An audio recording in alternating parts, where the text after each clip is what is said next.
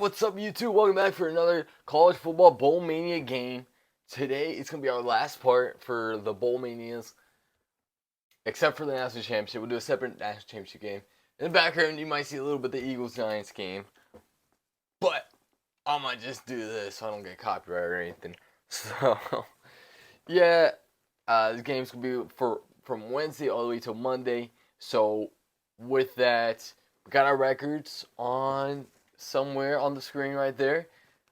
So far, me and Rhett are it's not so good. Not so good. We're not killing it with the bowl games, but it's been a tough one so far. The bowl games, most of them has been blowouts. Some of them are close and pretty good. So I'm hoping the next few games will be good as well. So let's get started with these games on Wednesdays. So first game we got the Hokies, Virginia Tech at Tulane in the Military Bowl. So this one, it's kind of tricky. Again, a lot of players in the transfer portal. Some that I don't even know are in the transfer portal. So I'm trying my best here. Tulane, they finished the season pretty hot. Won 4 of the last 5. Lost their conference championship game to SMU. That's a tough team to beat. Virginia Tech didn't have the greatest seasons. Finished the season 6-6. Had lost to NC State, Louisville. 2 good teams right there. And surprisingly, Virginia Tech is favored by 10.5. Wow. So I'm guessing Michael Pratt's not going to be playing. I'm guessing a lot of players from Tulane is not going to be playing. But I don't know. That hasn't stopped teams from winning games in the bowl games this season. So it'll be an interesting one here. The strength of Tulane, I like their defense. Virginia Tech, I don't know, man. I want to say Tulane should be favored here. Or not favored. I think they might pull up the opposite, but 10.5. They Vegas knows something there. So watch out for Virginia Tech. They've been killing it this season. Or not really, but they might actually get one over the Tulane here. So yeah, that one I might be favoring Virginia Tech. I'm not sure with picks yet. Moving on to the next game, we got North Carolina versus Virginia or West Virginia. This game is Duke Mayo Bowl. North Carolina's 8-4. West Virginia's 8-4 as well. North Carolina disappointing end to their season, lost 3 of the last 5 games. West Virginia won 4 of the last 5. And I'm pretty certain, North Carolina's not going to be with Drake May. The defense has been kind of disappointing. Whereas with Virginia, I don't think you have to worry about too much transfers on that side. They ended the season pretty high. Only had a big loss to Oklahoma.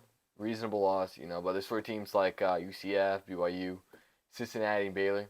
So good on West Virginia. Donaldson had a great season. Quarterback, Green, 50 touchdowns, 4 interceptions. They're solid. The strength of this team is definitely the offense. The defense were able to hold through some games. North Carolina's defense has been worrisome. They allowed over 30 points in every game in the last 5 games. And besides that one school that no one knows of.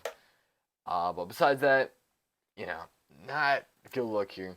So I'm definitely favored towards West Virginia's side here. They're favored by 6.5. So watch out for West Virginia here. North Carolina, without Drake May kind of carried them through some of the games, and without him, I don't think they'll have much of a chance. So we'll see what goes on there. Moving on to the next game, we got Louisville versus USC. Now this is gonna be an interesting one. Now Louisville crapped the bed against FSU, and you can't blame them. FSU's a good defense, they got a good squad. They also crapped the bed against Kentucky. So USC also lost 4 of the last 5 games with Caleb Williams, one of the best college quarterbacks in the nation right now. The defense there is just so bad. The Trojans, protect yourself at all times, cannot be protecting anything right now. It's a leaky condom right now. Louisville, that offense has been pretty good until they hit that Kentucky game, and then I don't know. The FSU game, it was not very encouraging for the team there. Louisville's favored by 7 here. I'm not sure. USC is probably going to lose some guys to transport. They probably got some guys as well. Louisville, I think they're going to be more at full strength than USC will, especially with Caleb declaring for the draft. So he's not playing. Louisville's defense, I can say, is easily better than USC's defense. So I can easily trust Louisville here more. And they finished the season stronger than USC did. They crapped the bed towards the end of the season. So, not a good look from the Trojans here. This is going to be the DirecTV Holiday Bowl. So, there you have it for the Holiday Bowl. Jake Plummer, he was pretty solid, but that FSU game assist, man, it looks so bad, dude. So we'll see what kind of Louisville team we'll get on that game. Moving on, we got the Texas A&M and Oklahoma State Bowl, or not bowl, yeah, the game. This is gonna be the TaxAct Texas Bowl. Texas A&M lost a lot of guys in the transfer portal. Max Johnson went to North Carolina.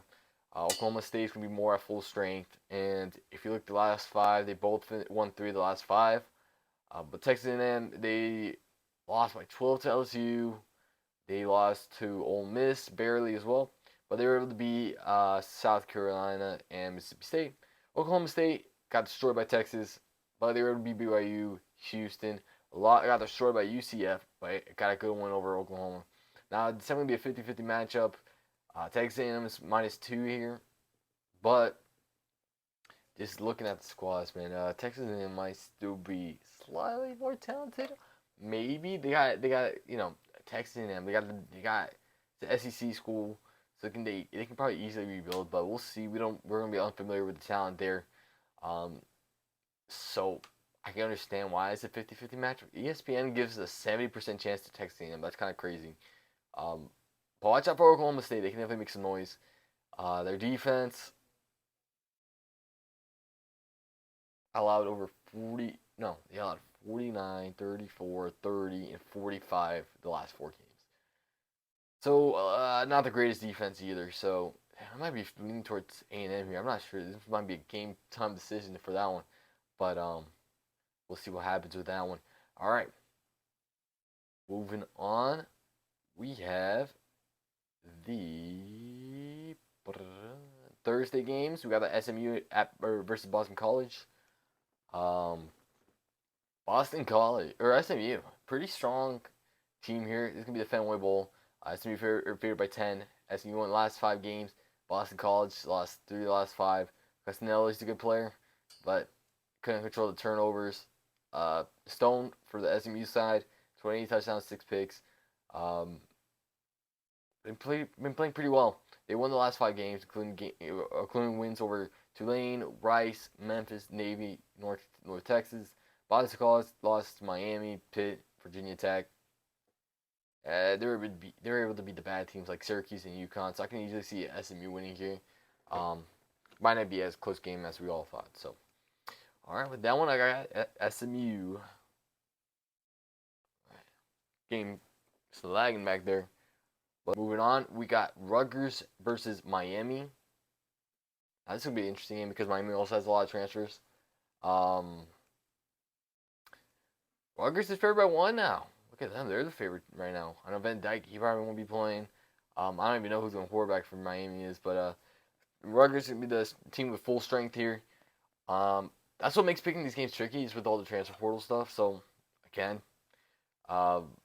Rutgers lost 4 of the last 5 games, but look who they've been playing. Maryland, Penn State, Iowa, Ohio State. Miami won 2 of the last 5. They lost to Louisville, FSU, and North Carolina. So, those last 5 doesn't really say much. But Miami has to be the more talented. You know, they got depth on their team. It's Miami, right? It's the ACC school, a notable program. Rutgers had a good season, honestly, for their standards. They had a tough schedule. Still able to get 6 wins. So, definitely 50-51 here. Oof. I don't know. I might be leaning towards Miami there. So, again, tough one. Both offenses are on fire on that one. I think it's got to rely on the star power of Miami's team. And I apologize if I'm just breezing over these games, but I'm kind of recording this video last minute and just trying to prepare for the week. Next game we have the Pop-Tart Bowl. We got NC State versus Kansas State. Just looking at the last 5 games for both teams, NC State won 5 of the last 5 games. Kansas State won only 3 of the last 5. I I think NC State's definitely the stronger team here. Kansas State won't have Will Howard. He had the transfer portal. They got hit with the transfer portal bug. So it's going to be interesting. They did have wins over Kansas, and they were pretty competitive against Iowa State and Texas, even taking Texas to overtime. So we'll see what happens there. NC State able got a win over Miami, Clemson, North Carolina. I think they got the momentum on their side. They're going to be less impacted by the transfer portal. So I am definitely leaning towards NC State in this game. Thursday games. We got Arizona, Oklahoma. Wow, that's a good one.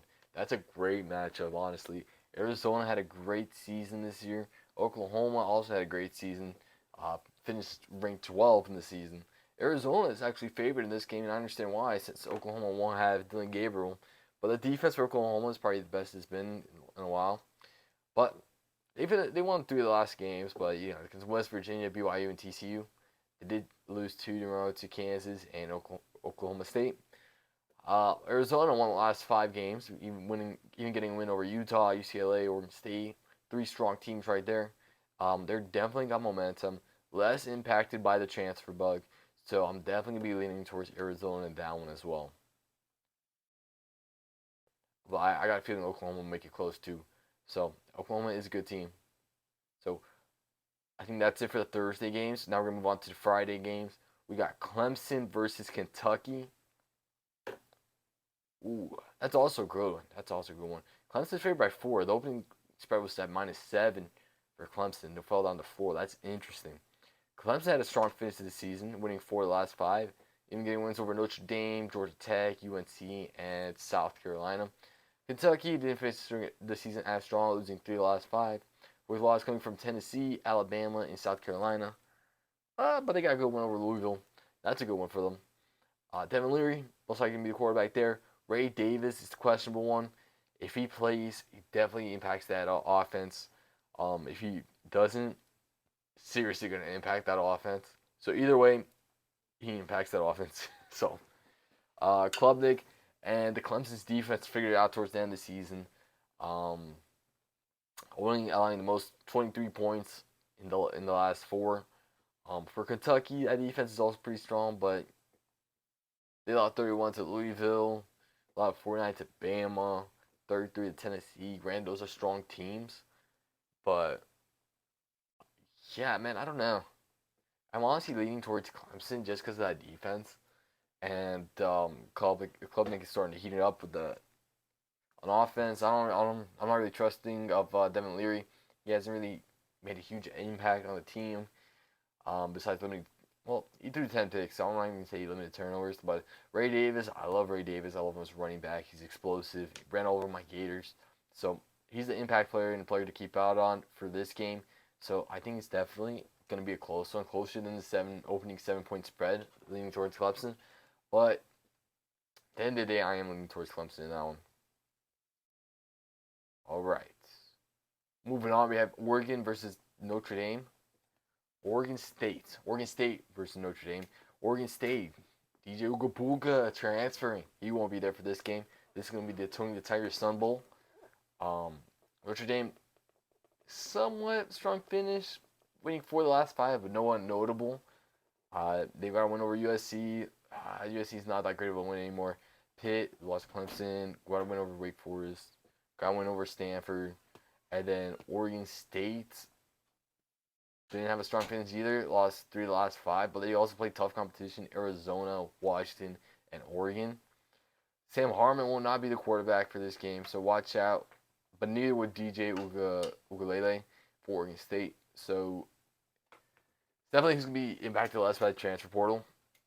And I'm honestly saying it might be... I don't know if I can trust Notre Dame's backup quarterback. I might be willing to trust more of Oregon State's team. But I don't know. It's definitely a 50-50 matchup for me as well. Shoot. Oregon State, Notre Dame. Shoot. That's a good one. That's definitely going to be a great game. I like that one. I think Notre Dame will be able to rebuild better than Oregon State. Oregon State, it's going to be, I don't know. I think Notre Dame might have more motivation, potentially. But we'll see. I think I'm going to lean Notre Dame in that one. That's going to be pretty close. That's a tough one to pick. Man, the game's really laggy over there. So, moving on. We got Missouri and Ohio State. I'm looking forward to this one. No Kyle McCord in this game. Mizzou most likely be full strength in this one. Brandon Cook had a phenomenal season, I thought. That offense, killing it. The defense also played pretty strong. They went toe-to-toe with the Gators, surviving the Gators. Close one against Georgia. We were able to get a big win over Tennessee. Ohio State disappointing loss to Michigan, but that's their only loss. Two strong teams here. This is going to be the Cotton Bowl Classic Bowl. Missouri finished 10-2. Ohio State finished 11-1. Two strong teams here. But Missouri hit less, or Ohio State got hit harder with the transfer portal. Marvin Harrison won't play. Kyle McCord won't play. So they're definitely going to have to refuel or rebuild that team. Not really rebuild, but like refuel it. Because it's Ohio State. They got talent all over that team, right? But I actually like this Missouri team a whole lot. I like how they played this season. They're an SEC team. Their offense becoming, they got a good quarterback behind them who's playing. So yeah, I'm going to trust Missouri in this one. I like Missouri in this spot a lot, actually. Ohio State's the one favorite here. So it's definitely gonna be a great game. I am looking. This is one of the most anticipated game I believe during this Bowl Mania game or Bowl Mania season. So with that, we'll move on to the Saturday games.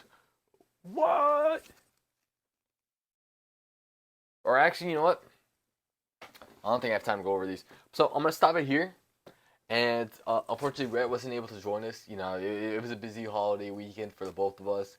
So I'm sorry if it's a little bit rushed this video, but I'm not very familiar with who's in the transfer portal. Is not. Rhett would definitely be the more knowledgeable one. So I'm gonna try to get him to cover the Saturday, Sunday, and Monday games, especially the college football playoffs. So I'm gonna make another part for next week, and we'll finish this up for you guys. And yeah, sorry for the speedy breakdowns, but I'm trying my best to get this out for you guys, get out the content. So I appreciate you for what the heck did I just say? I appreciate you guys for watching. Thank you guys for watching. Like the video, subscribe to the channel, and follow for more content. Appreciate you guys, and watch out. Dan, he's gonna be posting the info pick'ems this week, so I'll be watching out for that. That should be coming out sometimes this week. So thank you guys again for watching, and oh my gosh, National Championship game tickets are going as low as $1,454. What the hell? Jesus, it's gonna be in Houston. Dang, I didn't know it was priced like that. Damn. Alright, cool. Well, I'll catch you guys next time. Thank you guys for watching. Peace.